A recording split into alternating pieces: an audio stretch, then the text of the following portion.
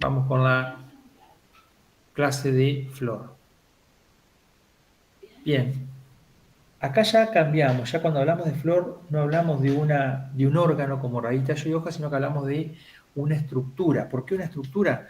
Porque en realidad la hoja está formada, la flor está formada por hojas modificadas, ¿sí? Son hojas, ya vamos a ver cada una de las partes que forman una flor, son hojas que lo que van haciendo es formar esa estructura. Entonces, cuando hablamos de flor es una estructura. ¿Y en qué plantas aparece? No aparece en todas las plantas, ¿sí?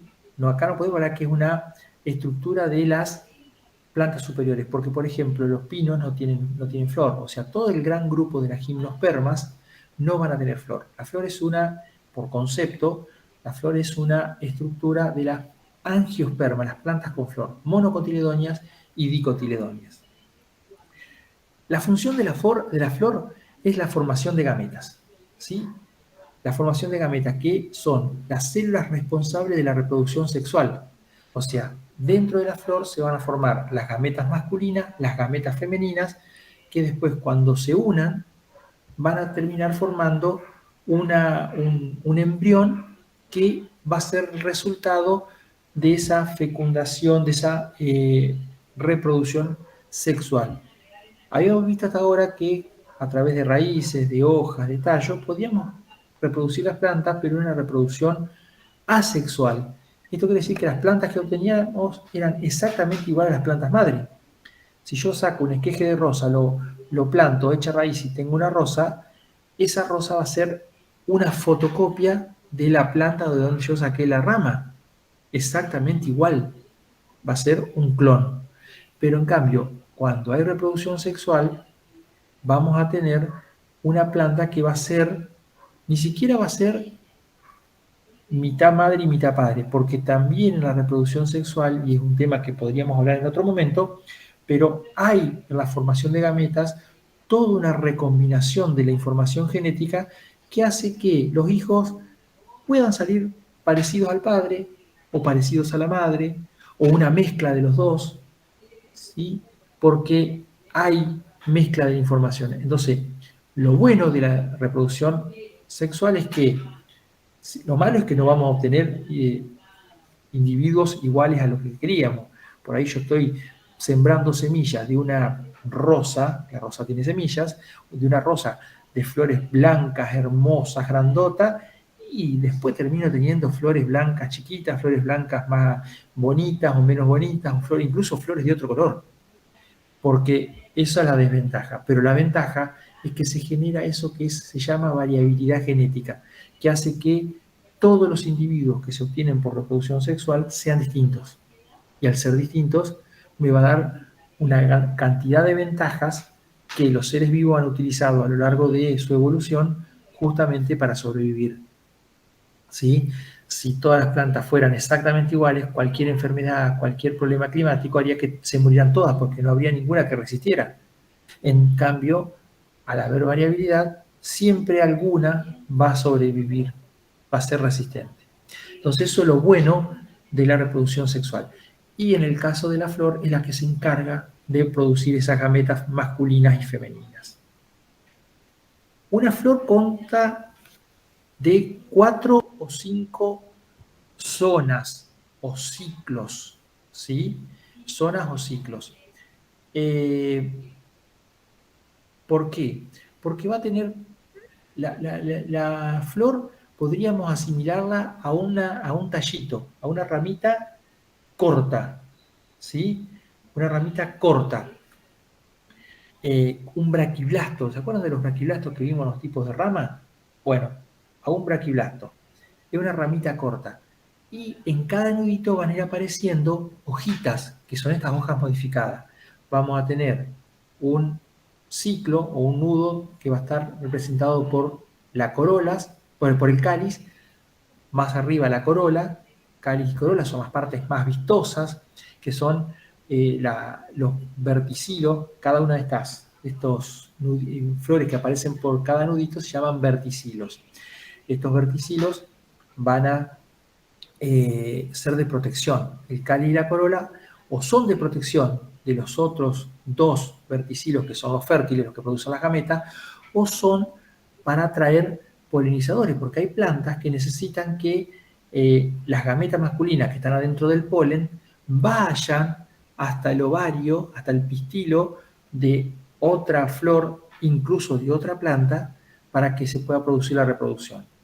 ¿Sí? Muchas veces hay plantas que creemos que pueden fecundarse con su mismo polen y no es así. Hay plantas que necesitan, son auto infértiles, o sea, no pueden fertilizarse a sí misma la flor. Entonces necesitan que algunos insectos o algunos otros animales puedan transportar ese polen y para eso necesitan estos atrayentes que son el cáliz y la corola.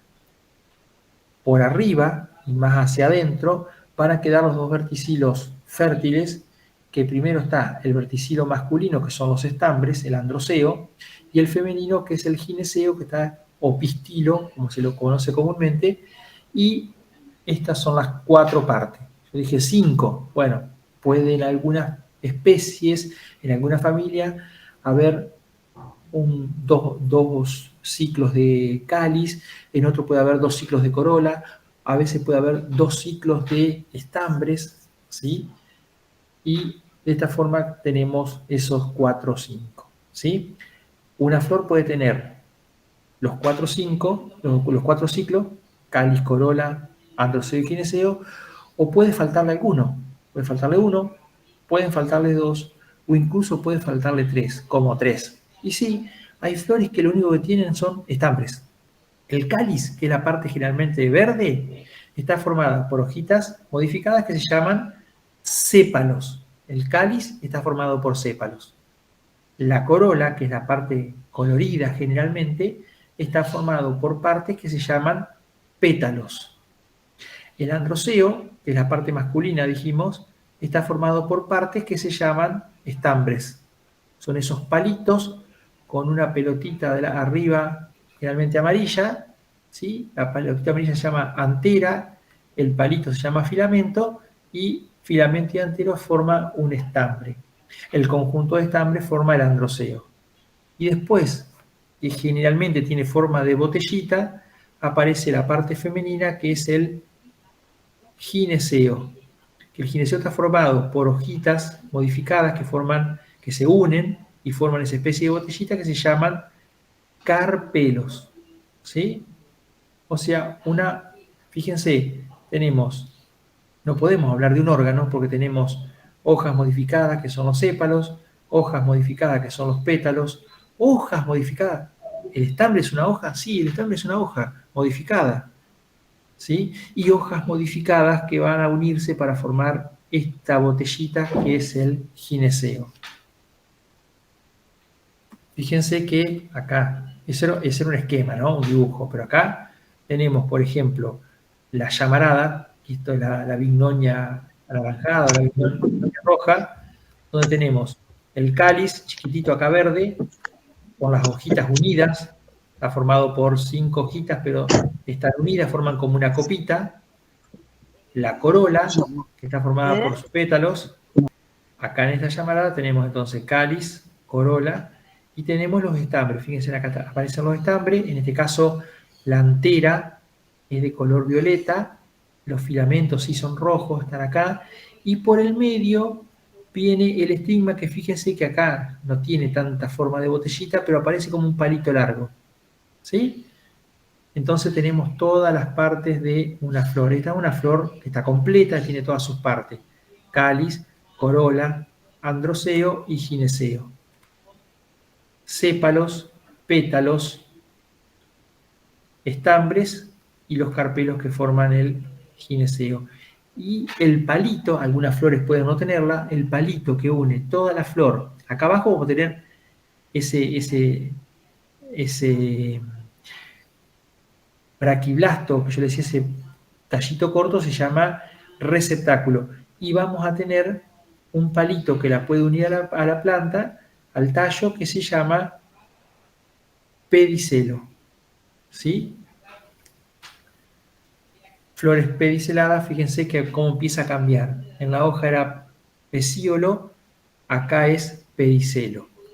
Bueno, acá también, fíjense que aparece un cáliz, acá ya las hojas del cáliz están separadas, aparece una corola, también acá, y acá sí las anteras son de color amarillo, y fíjense que acá el gineceo tiene su parte superior, que es el estigma, ¿sí? La parte de arriba, la punta del gineceo, fíjense que es el estigma, que puede tener distintas formas. ¿Por qué? Porque depende del polen y de los polinizadores, puede tener distintas formas porque el objetivo del estigma es atrapar los granos de polen. Acá está separado y fíjense que forma como dos partes, como que se separa y forma dos partes. Acá tenemos una campanita también, el cáliz muy chiquitito y verde acá, los pétalos muy grandes, todos unidos. Acá se ven los estambres que sus anteras son blanquitas. Y acá aparece amarillito como un botoncito el gineceo, que es la punta el estigma, perdón, que es la punta del gineceo. Estas son las partes de una flor. ¿Todas las flores tienen estas partes? Les dije, no. Puede haber flores que le faltan una, le faltan dos o le faltan tres. Estas que vemos acá son flores completas. Puede haber casos donde la flor no está completa. Entonces, el cáliz, ya lo hablamos, ¿ven? El cáliz es lo de acá abajo, esto de acá abajo, esto es una flor de lino, esto es un jazmín de Madagascar. Fíjense, acá se ve el cáliz un poco más carnoso. En el apunte tienen una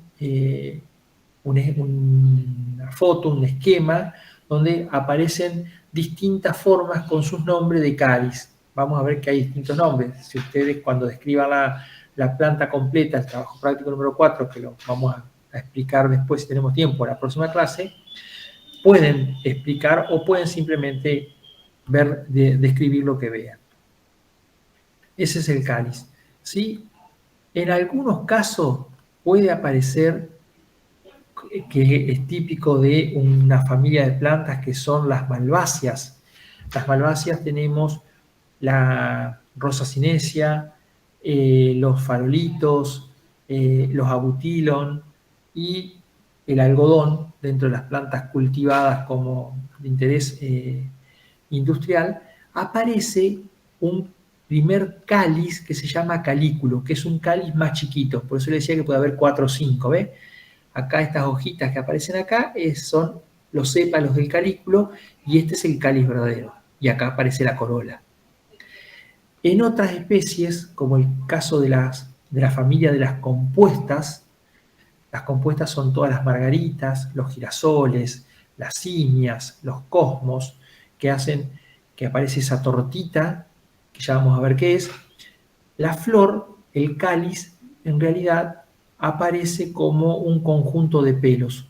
Las hojitas esas transformadas que veíamos de color verde, bueno, acá no aparecen como hojitas de color verde, sino que aparecen como pelos y se llaman papus, que les sirve, una vez que se forma la semillita, para poder ser trasladada por el viento.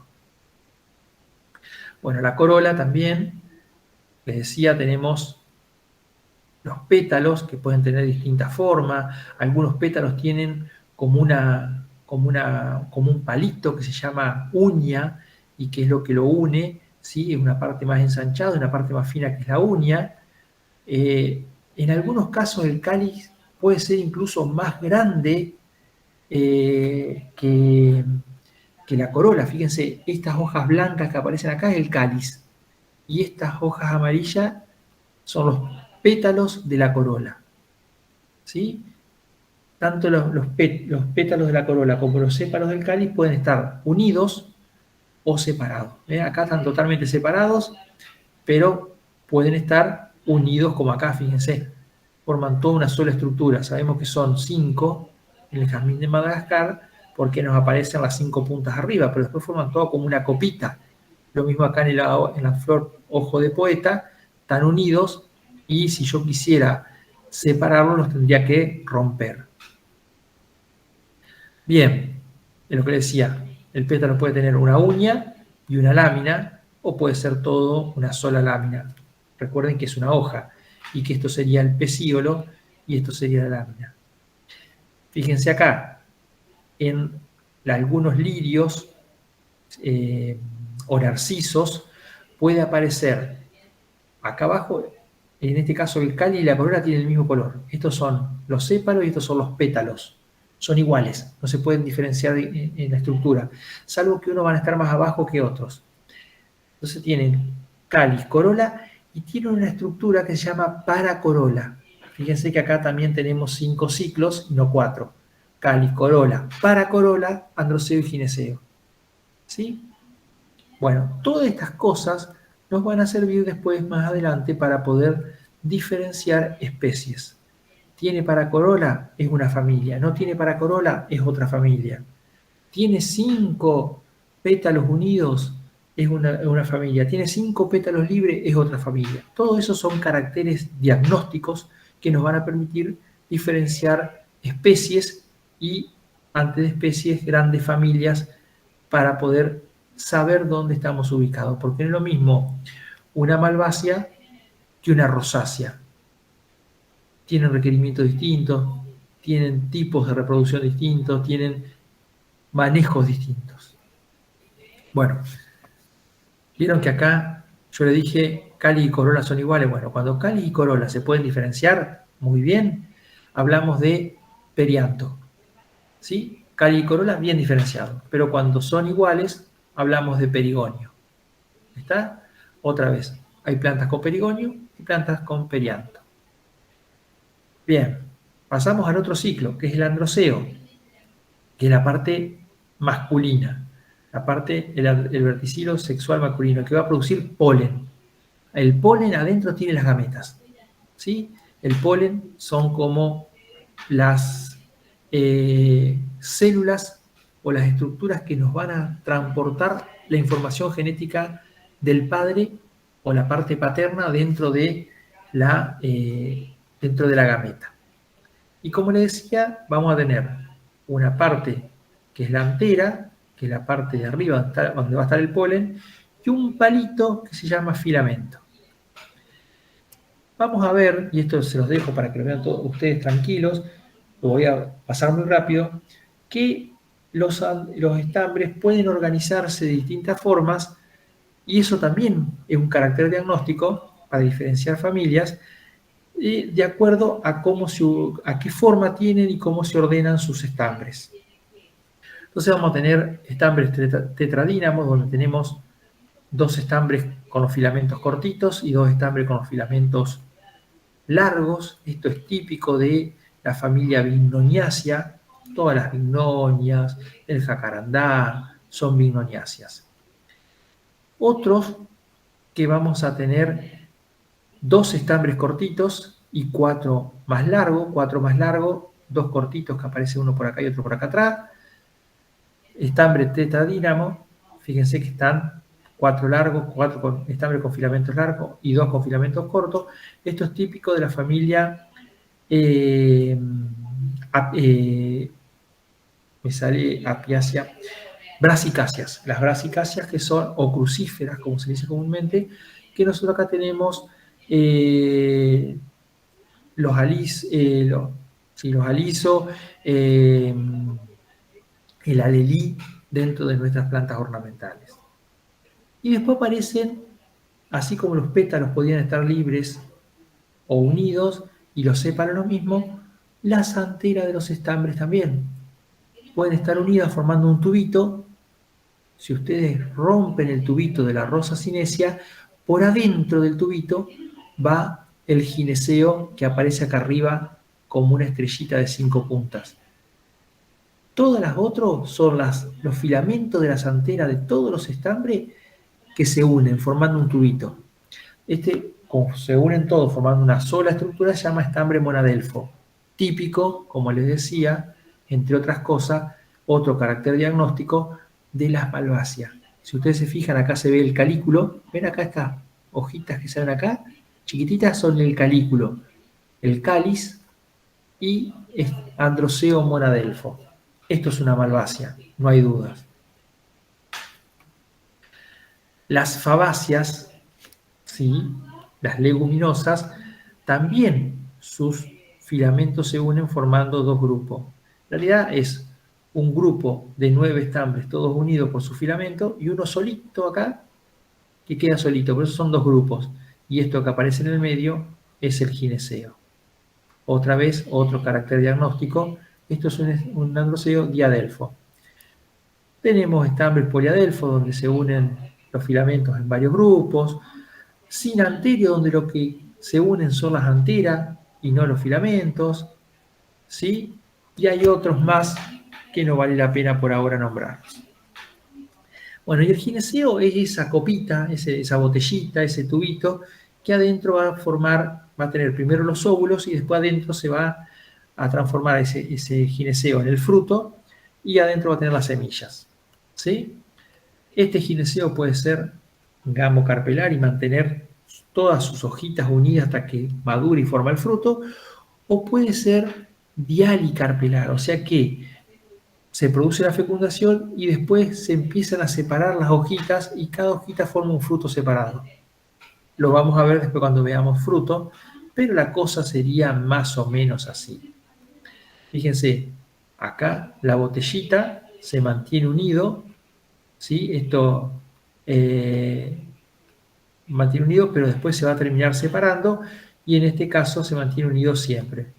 ¿Ve? Se mantiene unido, acá también, y en otros casos cada una de las hojitas se separa y forma un frutito separado. Y por último, otra cosa, para sumar más todavía, hay algunas flores donde, yo dije que ese tallito en el que se ubicaban todas las partes de la flor se llamaba receptáculo.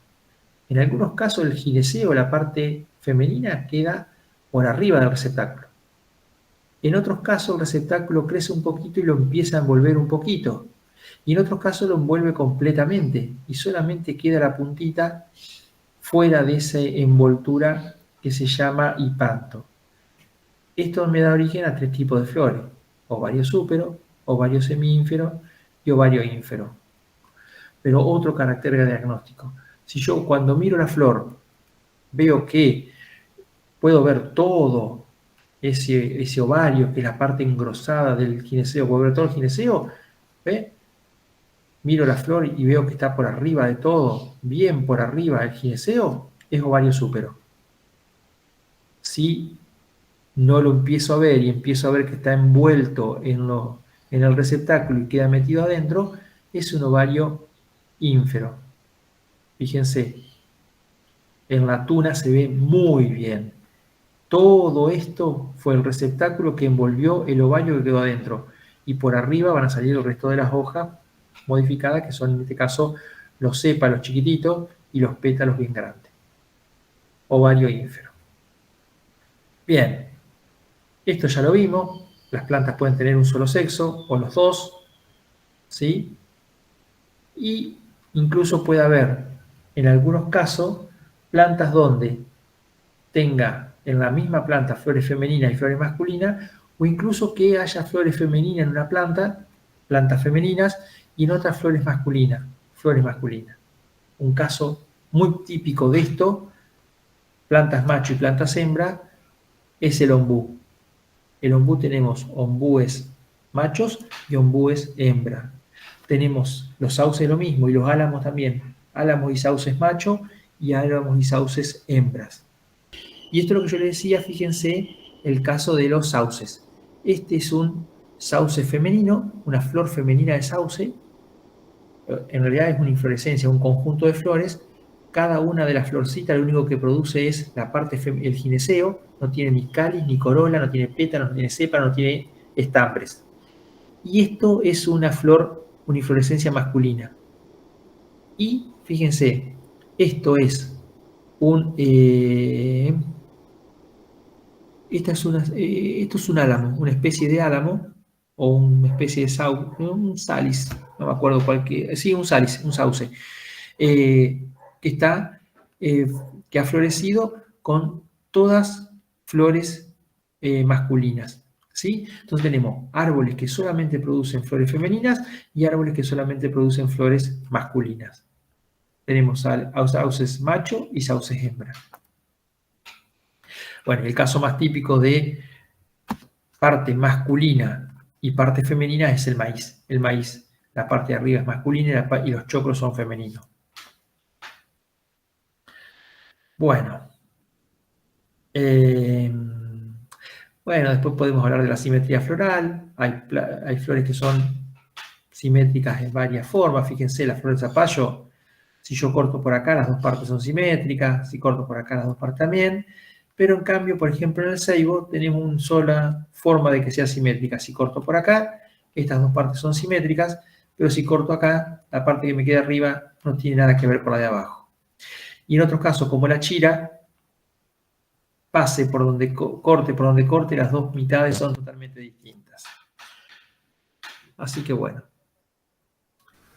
hablamos de las flores. Ahora bien, las flores a veces están solas, como flores individuales, pero muchas veces se van a unir para formar una inflorescencia. A veces solas y a veces en conjunto. Bueno, por varios motivos. Una es para ahorrar energía, si tenemos todas las flores agrupadas, cuando se empieza a formar el fruto, toda la comida va a ir a un solo lugar. Pero por otro lado, la otra cuestión es que vamos a tener una estructura mucho más grande si necesitamos atraer polinizadores, va a ser mucho más vistosa. Piensen en la flor de un girasol. Las flores del girasol son flores muy chiquititas, que no tienen mucho atractivo, pero cuando se juntan todos y forman esa gran inflorescencia, ahí sí estamos hablando de una gran estructura que es muy atrayente para insectos como las abejas, como avispas o como otras especies. La inflorescencia es la disposición de las flores sobre el tallo. ¿Está? Y le dije, la inflorescencia, esta disposición puede ser una sola flor o un conjunto de flores. Después podemos tener inflorescencias terminales, o sea, la inflorescencia está en la punta de la rama, como esta. Está en la punta de la rama o puede estar en la axila. Ahora bien, cuando las inflorescencias son unifloras. Ahora, si las inflorescencias son plurifloras, vamos a tener primero una serie de estructuras que me van a ir marcando esa inflorescencia. Primero, ahora ese palito que, fíjense que la inflorescencia es un conjunto de flores, ¿no? Vamos a tener el pedicelo, la flor con todas sus partes. Después vamos a tener un pedúnculo, que es la parte, ya no se llama más pedicelo ni pecíolo, el pedúnculo, que es la parte de la inflorescencia que se une al tallo. Y después todo un palito o una estructura que va desde la primer flor hasta la última, que se llama raquis, ¿sí? Entonces, las partes de inflorescencia son pedúnculo, raquis, pedicelo y flor. Vamos a ver muy rápido, no vamos a entrar mucho en detalle, muy rápido los tipos de inflorescencias principales, no están todos, están los más comunes. Por ejemplo, el racimo. El racimo es muy común, fíjense, el conejito tiene racimo, los alelíes. ¿Cómo es el racimo? El racimo tiene flores pediceladas, ¿sí? Y un raquis alargado. Y generalmente la floración, no, generalmente no, la floración empieza desde la base, de la parte más cercana al tallo, y va subiendo hacia el extremo de la rama florífera. Por eso los pimpollos me aparecen arriba. Este es el racimo. El corimbo es muy parecido, con la diferencia que los pedicelos de las flores son de distinto tamaño. Entonces terminan llegando todos como al mismo nivel. Fíjense acá, la coronita de novia. Las flores de más abajo tienen pedicelo más largo, la de la punta tienen pedicelo más corto y terminan todo al mismo nivel. Este es el corimbo, por ejemplo, la coronita de novia. Y otra vez, en la punta, lo que sería el medio, termina quedando los pimpollos. Las umbelas muy características son todos los, fíjense, el agapanto, algunos alelíes, las cebollas de ornamentales. ¿Por qué? Porque fíjense que acá se ve que el raquis es un puntito. Es muy parecido a un racimo, nada más que el raquis es un puntito y de ese puntito salen todas las flores que son pediceladas. Esa es la umbela. Después tenemos la espiga y acá empezamos a encontrar inflorescencias donde las flores ya no tienen pedicelo, sino que son sésiles, están pegadas al raquis. Y en el caso de la espiga es muy parecido a un racimo. Fíjense, es muy parecido a un racimo. La diferencia es que en el racimo las flores tienen pedicelo y en la espiga no tienen pedicelo. Pero también florecen de abajo hacia arriba y en la punta terminamos con los pimpollos. El amento es un tipo especial. ¿Lo ven conocido? Las flores de los sauces, de los álamos, la inflorescencia es una espiga, ¿sí? Raquis alargado, flores sésiles, pero en este caso en el amento las flores son unisexuales y desnudas. Desnudas porque no tienen cáliz ni corola, y unisexuales porque son o masculinas o femeninas. Ese es un amento. Estas son hermosas, los espádices. Los espádices, los que pensamos que era una flor, en realidad esto es una gran hoja modificada que se llama bráctea. Y en el caso específico se llama espata. Las flores están todas acá. Son esas cosas feas que aparecen acá, o ese palito blanco, amarillo de las calas. Ahí están las flores. El raquis es carnoso, es engrosado, y las florcitas son todas sésiles. En realidad es una espiga con un raquis engrosado, y envuelta, fíjense que es una espiga. Es esto, pero donde la bráctea se hace grandota y envuelve toda la inflorescencia. Tenemos las calas, los anturion, todos esos son espádices. Otro carácter diagnóstico, porque si aparece un espádice, esas familias se llaman espatiflorales, o ya vamos a ver exactamente después cómo se llaman. ¿Tá? ¿Y por qué un espádice? ¿Por qué un espádice? Porque parece una espada. Si yo corto una cala, fíjense que acá estaría la empuñadura, el protector de la mano y el pedúnculo largo que queda hacia abajo sería la espada misma. Espádice significa espada chiquita. El estróbilo, que si bien no es una inflorescencia típica porque dijimos que las gimnospermas no tienen flores, por lo tanto no pueden tener una inflorescencia, pero acá encontramos esta esta piña, donde tenemos un raquis y toda una estructura dura en forma de madera. Ese es el estróbilo, la inflorescencia o lo que sería la inflorescencia de la gimnosperma. Después tenemos los capítulos, que ya lo vimos, fíjense que acá ese raquis se hace cortito y ensanchado, forma como un plato, ¿sí? Ese receptáculo. Y después tenemos todas las flores dispuestas sobre ese receptáculo. ¿Ven? Florcitas. Entonces, cuando nosotros vemos una margarita, en realidad estamos viendo un conjunto de flores. Cuando decimos voy a deshojar una margarita, lo que estamos haciendo es sacar flores completas. Esto no son pétalos. Esto es toda la corola de las flores del costado, que son flores, se llaman liguladas porque tienen la corola en forma de lengua. Y vamos a tener, ahora lo tengo acá todos, vamos a tener capítulos donde todas, y bueno, en el caso de las margaritas, las flores de los costados, de los bordes, son flores liguladas, la corola tiene forma de lengua. Y las de adentro son flores tubulosas, tienen forma de tubito. Y vamos a tener, como en el caso de las margaritas, ¿sí? Con las margaritas vamos a tener capítulos que son ligulados y tubulosos. Una subfamilia de las asteráceas que son o compuestas. Otras donde todas las flores son tubulosas, como el caso de los cardos. Y otra donde todas las flores son liguladas, como el caso del diente de león. Después tenemos inflorescencia donde empieza a complejizarse, porque fíjense, si yo a este racimo, acá, donde está esta flor, en vez de una flor, apareciera otra inflorescencia, tendría una inflorescencia compuesta. Podríamos decir que es una inflorescencia de inflorescencias. Y ahí podemos empezar a tener varias combinaciones, vamos a ver algunas, las más interesantes. Fíjense, esto es el ligustro, que tiene un racimo de racimos. Porque fíjese que esto es un racimito, pero este racimito forma parte de un racimo más grande. Racimo de racimo, racimo compuesto o panoja. ¿Sí? Ya empieza a haber inflorescencias mucho más grandes.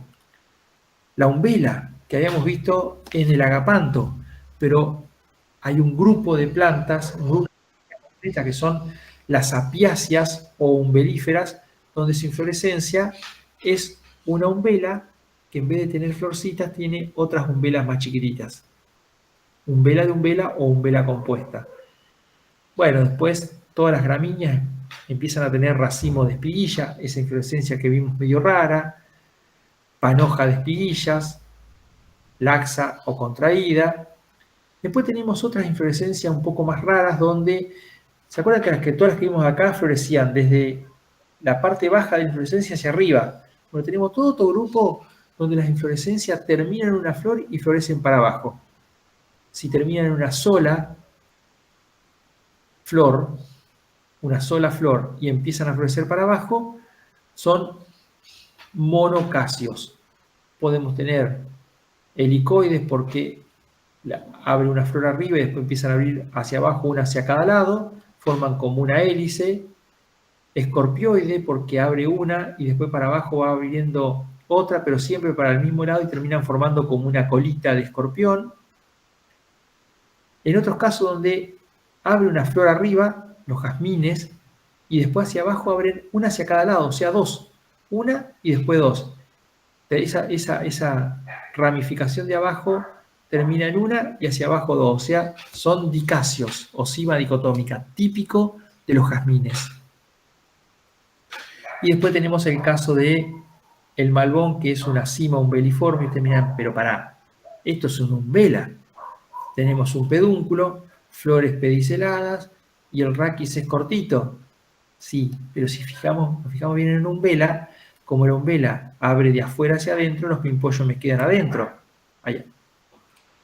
Pero en el caso del malbón, como abre de adentro hacia afuera, por eso es una cima umbeliforme, los pimpollos me quedan afuera. Entonces esto es una cima umbeliforme. Típica de otro gran grupo de plantas que ya las vamos a ver cuando lleguemos a ese lugar. Fíjense que hasta ahora casi que muchas características de la flor yo les fui diciendo, esto es un carácter diagnóstico. La inflorescencia, esto es un carácter diagnóstico. Porque como les dije al principio, la clasificación de las plantas, la sistemática vegetal, está hecha en base fundamentalmente a las flores. Y alguien me preguntó, por eso la dejé, es una cosa rara, alguien me preguntó, ¿qué pasaba con la estrella federal? Fíjense, cuando ustedes ven la estrella federal, ven estas hojas rojas grandes y dicen, esa es la flor. No, querido. Eso es una hoja modificada coloreada, una bráctea coloreada. Ah, entonces la flor son esos cositos redondos que aparecen ahí. No. Esos cositos redondos que aparecen ahí, que hay como una boquita amarilla y una pelotita, no es una flor, es una inflorescencia. Es una inflorescencia que tiene el receptáculo, forma como una copita y adentro quedan todas las flores. Esa boquita amarilla es un nectario porque tiene que atraer polinizadores. Y entonces, bueno, entonces eso que aparece cuando termina de desarrollarse, que aparece como una pelotita arriba de un palito, es una flor femenina. Como una flor femenina. Sí, una flor femenina. No tiene ni cáliz ni corola, tiene solamente gineceo. Pero entonces no sería un gineceo, no, es una flor. Es una flor porque si nosotros empezamos a despanzurrarla, vamos a ver que acá hay como una conexión que me indica que esto es el pecíolo y esto es el resto de la flor. Ah, y la flor esa femenina está rodeada por flores masculinas alrededor. Ajá. ¿Y cómo son esas flores masculinas? Y son desnudas, no tienen ni cáliz ni corola. Buah, no son muy vistosas que digamos. No. Y encima están formadas por estambre. Es una flor que no tiene ni cáliz ni corola, ni gineceo, porque el gineceo está la floresta, y tienen un solo estambre. Pero me estás embromando. Entonces, es una inflorescencia donde tiene una flor central que es femenina, que solamente tiene gineceo, y alrededor tiene un montón de flores masculinas que tienen solamente un estambre. Todo ese conjunto que forma esta bolita forma la inflorescencia que se llama ciatio. El higo, eso que nos comemos contentos, que decimos que rica fruta, en realidad es un conjunto de frutos que en su momento fue un conjunto de flores también, es una inflorescencia. Por eso nunca vamos a poder ver la flor del higo. El que le diga la flor de la higuera, le está mintiendo. Siempre desde que arranca el higo, primero cuando está verde, teóricamente adentro tiene un montón de florcitas masculinas y femeninas, ahí adentro, que son las flores. Y después cuando se fecundan y madura, forman el higo, que ya es el fruto, que en realidad no es un fruto, sino que es un conjunto de frutos. Que los higos se llaman sícono, el tipo de fruto, el tipo de inflorescencia. Bueno, y vamos terminando y nos va a quedar tiempo para preguntas y consultas. Entonces, ¿cuál es la importancia de las flores y de la inflorescencia? Que más allá de que es la parte principal de nuestro jardín, justamente la gran mayoría de las plantas nosotros las cultivamos por sus flores, por sus inflorescencias llamativas y bonitas que nos aportan esta belleza. Las plantas han ido desarrollando estas flores, estas inflorescencias muy bonitas y muy elaboradas como una cuestión de atraer polinizadores. ¿Por qué? Porque si ya de por sí en el polen y en los óvulos que se forman en el polen en las anteras, la parte masculina, las anteras de los estambres que forman el androceo, y los óvulos que forman, que están dentro del gineceo, que es la parte femenina, esas gametas ya tienen una variabilidad genética. Si yo logro que una abejita venga y se lleve polen de esta ramita de conjunto de flores y me lo lleve a otro arbolito que está al lado y me lleve, más variabilidad genética voy a crear. Y cuando más variabilidad genética yo tenga, más posibilidades de que la especie sobreviva. Ustedes piensen que eso que nosotros aprovechamos y desarrollamos como una cosa, un beneficio para nosotros, que son las flores bonitas, hermosas, grandotas, en realidad para las plantas es una forma de sobrevivir. Es una forma de lograr atraer polinizadores, de buscar la forma de que el polen de una flor vaya al ovario de otra para producir una semilla que va a ser el embrión, el bebé, la unidad de dispersión que me va a generar en el futuro una planta. Una planta que puede llegar a ser, que va a ser distinta a la planta madre y que puede ser muy distinta o un poquito distinta, pero que en esa diferenciación va a lograr ese cambio y esa variabilidad genética que me permite que la planta, que la especie como tal, sobreviva ante cualquier contingencia climática o biológica. Y aquí terminamos con esta clase de hoy.